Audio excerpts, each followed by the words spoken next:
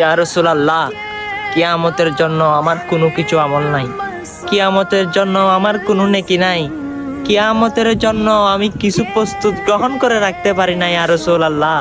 কিন্তু আমি আপনি নবীকে যদি হাসরের ময়দানে দেখি, দাঁড়িয়ে বলবো লাব্বাইক ইয়া রাসূলুল্লাহ। দুনিয়ায় কিছু পেরেছি বা না পেরেছি, আপনি রসুলকে মন প্রাণ দিয়ে ভালোবেসেছি ইয়া রাসূলুল্লাহ। সেই দিন আপনি আমাদেরকে নারাজ করবেন না, আপনার পিছনে পিছনে হাত ধরে জান্নাতুল ফেরদৌসে নিয়ে যাইবেন। অবশ্যই আমার ভাইদেরকে আমি বলতে চাই, কাঁদতে হলে রসুলের জন্য কাঁদুন, চোখের ফুটার পানি ফেলতে চাইলে আমার রসুলের জন্য ফেলুন।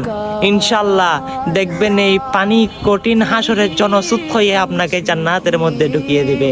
আমার রসুলের প্রেমে মুগ্ধ হন, আমার রসুলের প্রেমে পড়ুন। ইনশাল্লাহ এই প্রেম কোনোদিন বিতাই যাবে না, এই প্রেম পূর্ণতাই পাবে।